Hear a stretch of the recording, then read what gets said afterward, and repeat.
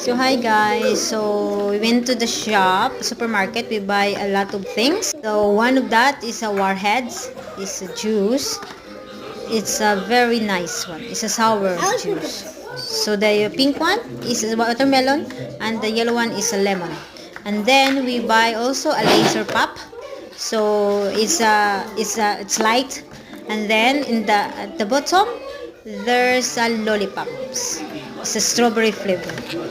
So you have to open and then it's like a laser one. A laser.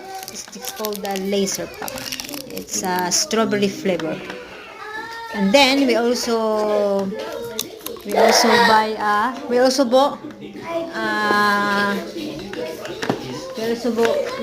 bought a blend blaster,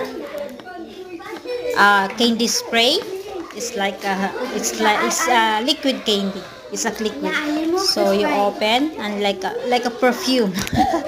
So it's very nice. If you want to eat it, you have to spray in your mouth. It's like a perfume, but it's very sour. It's sour. It's a candy spray. So it's a candy spray. It's called a brain. Yeah, it's a brain blasters candy spray. So thank you for watching, and that's for video.